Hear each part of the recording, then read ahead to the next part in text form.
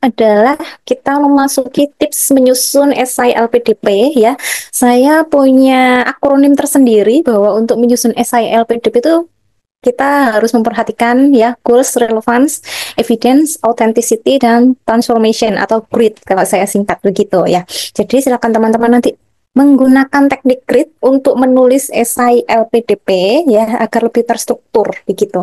Tapi jangan lupa ya yang namanya struktur esai itu harus ada pendahuluan, kemudian ada isi ya dan juga ada penutupnya.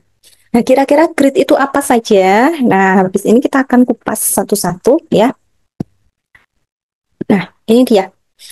Grid yang pertama, G, itu adalah goals atau tujuan ya. Tujuannya harus jelas. Jadi nanti silakan di esai teman-teman silakan mendeskripsikan, menjelaskan, menjabarkan ya tujuan jangka pendeknya seperti apa, tujuan jangka menengah dan jangka panjang secara spesifik ya teman-teman ketika menjadi award di LPDP itu bagaimana. Ya, jadi jangka pendek itu bagaimana tujuan teman-teman saat studi lanjut itu rencananya apa saja. Kemudian menengah adalah berarti pasca studi ya dalam jangka waktu 5 tahun. Nah itu seperti apa? Teman-teman ingin berkontribusi dalam hal apa ini? Nah kemudian jangka panjang berarti 10 tahun ya atau lebih. Nah itu silahkan teman-teman gali lagi ya, deskripsikan lagi. Nah, tapi jangan lupa dikaitkan juga dengan bidang studi yang teman-teman ambil, begitu. Nah, untuk pendahuluan silakan kalau kemarin saya menyertakan quotes ya, quotes dari B.J. Habibie ya. Nah, itu kemudian saya giring menuju grid ini, gitu. Jadi nanti teman-teman silahkan kalau misalnya punya quote sendiri sebagai bahan pendahuluan dipersilahkan gitu. Tapi jangan lupa gridnya ini harus ada di isi esai gitu. Kemudian poin yang kedua yaitu R, relevance ya, kesesuaian ya. Jelaskan kesesuaian dari tujuan studi teman-teman dengan kebutuhan Indonesia. Karena kita kan pengennya berkontribusi untuk Indonesia ya. Jadi harus menyesuaikan kebutuhan Indonesia saat ini seperti apa.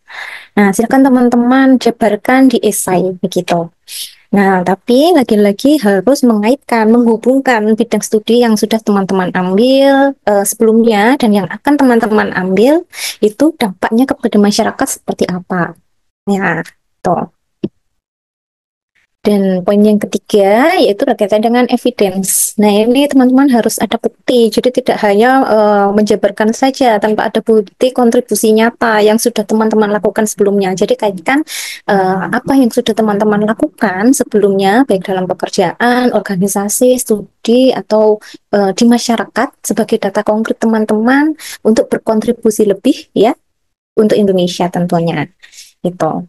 Jadi harus ada bukti ya teman-teman agar ada data konkretnya ya. Jadi ada kesinambungannya juga. Oh, berarti sebelumnya itu ternyata pernah melakukan atau ikut organisasi ini, cocok atau linear akhirnya dengan bidang studi yang dilakukan. Kemudian kaitkan dengan tujuan teman-teman gitu ya. Tujuan jangka pendek, menengah dan panjangnya seperti apa.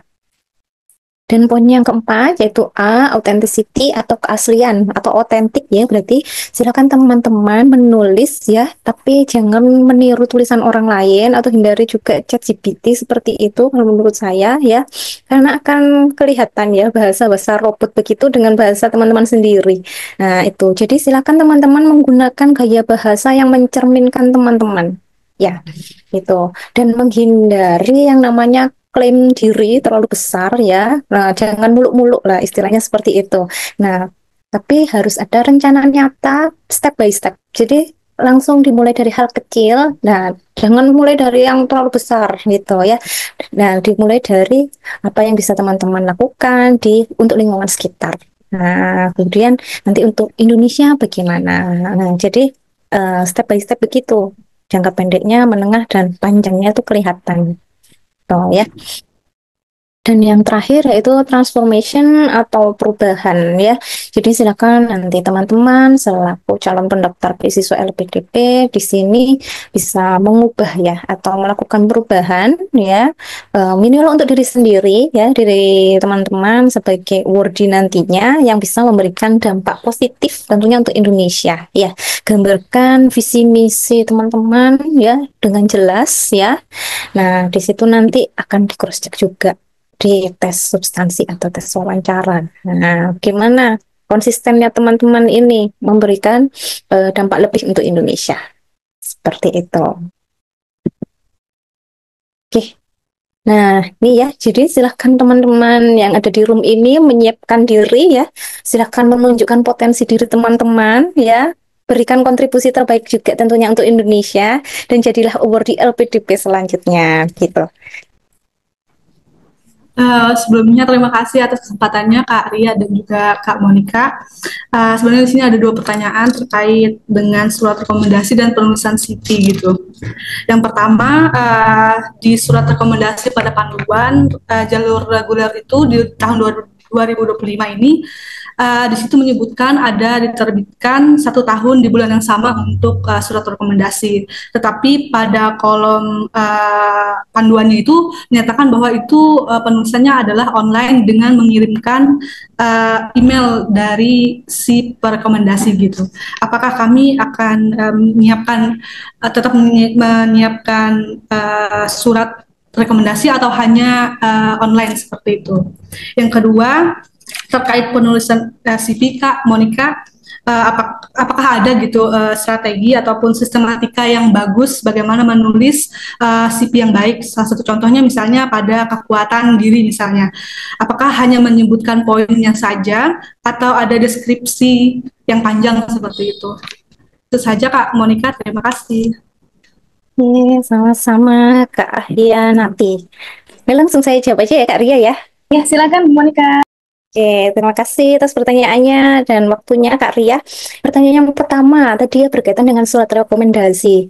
Dulu itu kalau misalnya saya boleh masih tulis tangan begitu kemudian di scan itu boleh ya. Kemudian email itu juga bisa. Jadi nanti silakan disertakan begitu ya. Kak Ahyanati nanti Kak Ahyanati bisa langsung unggah itu begitu. Nah, kalau saya waktu itu kebetulan lewat email ya. Nah, jadi diketik tadi saya yang tunjukkan ya di slide. Nah, itu lewat email. Nah, beliau langsung ngetikkan di form yang sudah saya buat atau saya setorkan begitu ya untuk dilengkapi. Nah, karena biasanya apa? Kalau misal tulis tangan ada yang tidak terbaca begitu, Kak. Ya, itu. Jadi menghindari itu juga ya. Jadi waktu itu saya oke. Ini ada pertanyaan dari Mbak Zilvani Lutfi. Untuk batch 2 dibuka pada bulan berapa, Nggih? Terima kasih. Oke, kalau batch 2 biasanya sekitar bulan Juli ya, Kak Ria ya? Ya, Juni. Biasanya pertengahan Juni. Iya, Juni, Juli begitu biasanya, Kak Zelvani. Nanti dipantengin aja ya. Instagramnya LPDP, websitenya LPDP, begitu sama dengan Mas Arief tadi ya. Jadi silakan persiapannya dimulai dari sekarang, daftarnya di batch 2 nggak apa-apa. Ya, toh. Bisa mengulik-ngulik nanti pengalaman dari teman-teman yang daftar di batch 1 ya. Apa saja yang bisa teman-teman siapkan lebih banyak ya. Nah, itu silakan nanti diperhatikan juga.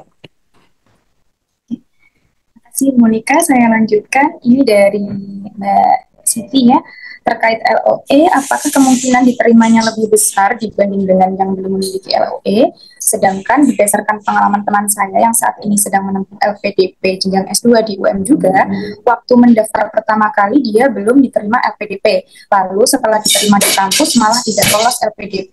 Jadi harus mundur dari perkuliahannya karena terhalang biaya. Jadi menurut Ibu lebih baik mendaftar LPDP dulu atau mendaftar ke kampus dulu? Oke, kalau misalnya berkaitan dengan peluang ya LPDP itu dari tahun ke tahun nggak pernah menargetkan kuota ya sebetulnya ya.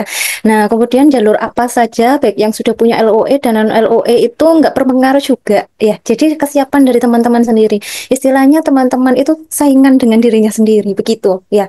Jadi nggak ada pengaruhnya ketika punya LOE sama belum punya. Bahkan teman saya itu ada yang sudah punya LOE dia nggak lolos LPDP itu ada ya.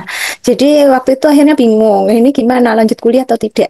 Nah, jadi silahkan itu pilihan dari teman-teman begitu ya. Kalau misalnya dirasa sudah buka ya kampus atau universitas yang dituju, silakan daftar dulu itu gak apa-apa ya. Atau misalnya pengen daftar beasiswanya dulu, beasiswa LPDP dulu, nanti kampusnya dicari ya.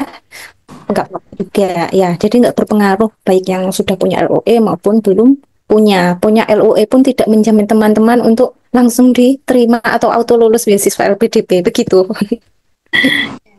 Iya Mbak Siti, jadi tidak ada pengaruhnya ya bagi yang punya LOE maupun yang belum. Jadi silakan itu pilihan dari teman-teman mau mendaftar kampus terlebih dahulu atau mencari beasiswa terlebih dahulu seperti itu. Selanjutnya ada pertanyaan dari Mbak Aulia. Transkrip nilai harus terbaru dan dilegalisirkah? Soalnya kampus saya untuk mengambil transkrip nilai terbaru harus menunggu ijazah. Sedangkan ijazah jadinya bulan Juni. Berkaitan dengan ijazah dan transkrip nilai ya Mbak Aulia, waktu itu yang asli ya, scan asli begitu. Jadi bukannya yang dilegalisir begitu ya Kak Ria ya. Kalau saya dulu, ya. Jadi silakan kalau sudah dapat yang asli, monggo itu langsung di scan saja ya, tidak perlu dilegalisir. Nah gitu ya Kak Aulia ya, baik dari ijazah maupun transkrip nilainya. Tuh. Kalau belum ada, silakan pakai SKL. Ya, seperti yang sudah disebutkan di panduan. Gini. Ya. Jadi Kak Aulia, kalau misalnya belum ada ijazahnya bisa menggunakan SKL ya, Bu Monika? Ya, betul. Selanjutnya ini ada pertanyaan dari Mas Farid. IPK saya untuk S1-nya tidak nyampe 3, hanya 2,85. Nggak bisa daftar ya? Kalau dari panduannya tadi, ya, ketentuannya sekurang-kurangnya 3 untuk yang mau apply jenjang S2, begitu ya, jenjang S3 3,25. Nah, tapi monggo daftar saja, nggak apa-apa Mas Farid, barangkali pengen tahu ya prosesnya, gitu ya, silahkan aja, ya, dicoba. Barangkali rezeki kan kita nggak tahu ya, monggo langsung aja. Gitu. Ini, jangan terpancang itu juga, barangkali pengen lihat, pengen teman ya, coba gitu. Betul. Mas Farid silahkan dicoba saja ya, tapi kalau berdasarkan buku panduan minimalnya kalau S1 itu 3 IPK-nya. Ya. Selanjutnya ini ada pertanyaan dari Mbak Vivi terkait riwayat prestasi dan organisasi yang diunggah dibatasi dalam berapa tahun terakhir dan apakah harus pada tingkat nasional atau dibebaskan. Kemudian terkait publikasi artikel yang dapat diunggah harus sebagai first author atau juga boleh sebagai non-first CO author.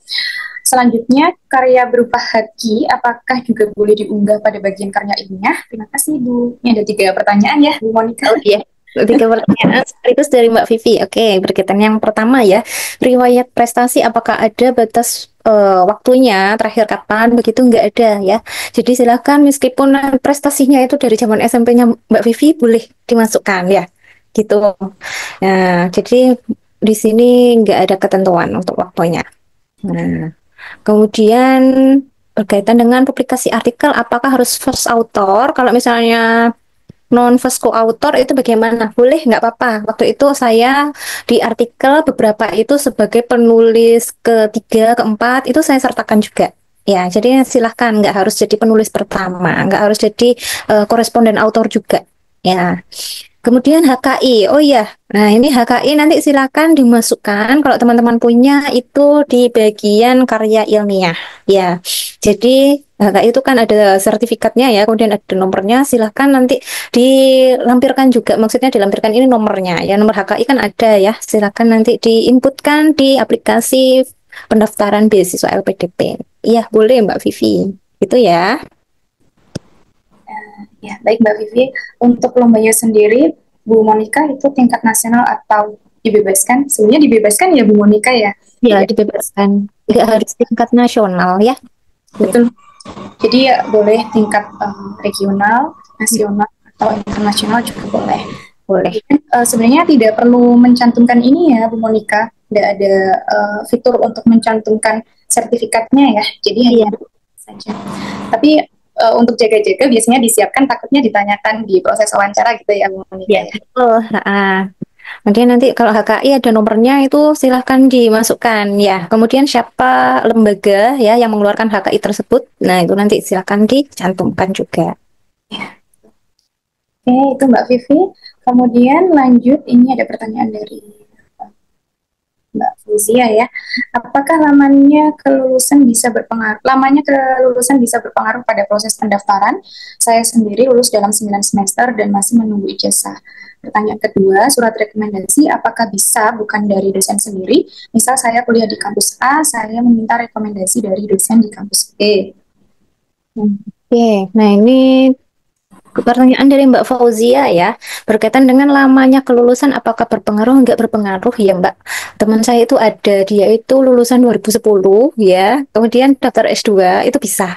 Ya, jadi silahkan gitu. Kemudian ada yang lulus itu semesternya nggak 8 semester atau ibaratnya tidak tepat waktu itu juga bisa ya.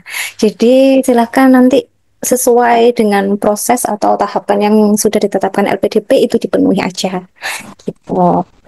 Nah, kemudian pertanyaan kedua berkaitan dengan surat rekomendasi, apakah boleh kalau bukan dosen sendiri nggak apa-apa? Ya, waktu itu teman saya ada yang punya pengalaman seperti ini, dia itu aslinya dari Jember ya, tapi minta surat rekomendasi dari UNESA. Nah, itu nggak apa-apa. Ya, jadi boleh selagi yang bersangkutan atau pemberi rekomendasi tersebut mengenali siapa ini, Mbak Fauzia begitu ya, kenal Mbak Fauzia secara personal dan secara potensi Mbak Fauzia seperti apa itu tahu. Nah, silahkan dijadikan sebagai pemberi rekomendasi.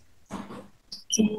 Jadi tidak masalah ya Mbak Fauzia mau lulus berapa semester pun kemudian rekomendasinya meskipun diperoleh dari kampus lain juga tidak ada masalah. Matus ya, kebetulan saya calon pelamar beasiswa reguler jalur LOE. Sebelumnya saya menyelesaikan pendidikan S1 Prodi Bahasa Indonesia. Kemudian saya berencana untuk mengambil S2 Magister Sastra. Saya sedang proses menulis esai dan sudah saya sesuaikan dengan topik rencana studi. Akan tapi ketika saya coba perhatikan kepada orang lain, saya mendapat komentar bahwa apa yang saya tulis di esai kurang sesuai dengan jurusan yang ingin saya ambil S2, karena matkul yang saya butuhkan dan tuliskan di esai hanya matkul pilihan bukan wajib. Setelah itu saya menjadi bimbang apakah saya harus mengolah esai saya lagi agar lebih sesuai antara problem yang saya angkat dan prodi tujuan, atau saya boleh mengubah rencana kontribusi agar lebih sesuai dengan prodi tujuan meskipun problem yang diangkat sedikit berbeda dari apa yang sudah saya tulis pada proposal. Oke, pertanyaannya panjang sekali ya. Oke.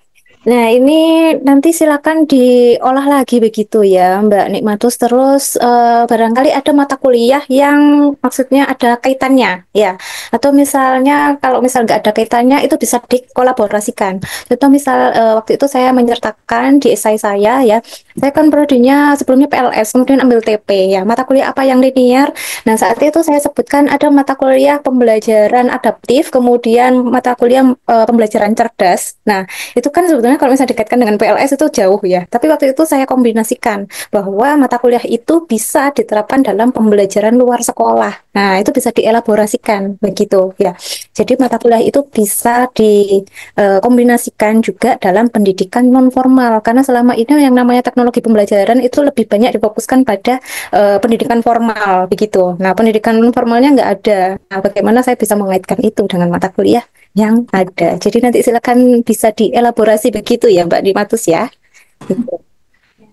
Jadi kalau misalnya ada komentar-komentar ini kok nggak cocok ya ini dari orang lain, yang tahu ya itu Mbak Nikmatus sendiri begitu ya.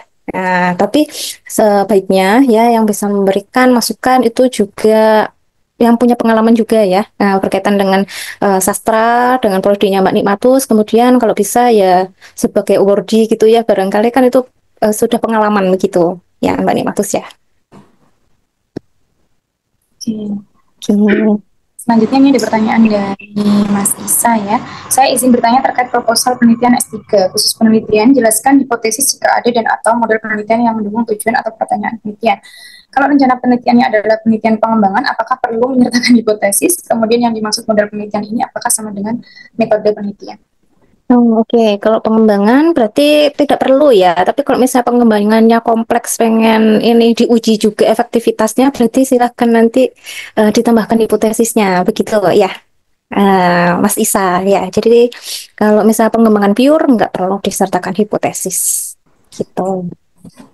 Nah, itu Mas Isa ya. Saya lanjut, ini ada pertanyaan dari Mas Anwar ya. Saya tertarik pada program PTUD di mana berdasarkan data yang saya dapat peluang itu lebih tinggi karena perbandingannya tahun 2024 754, kuotanya 884 pendaftarnya.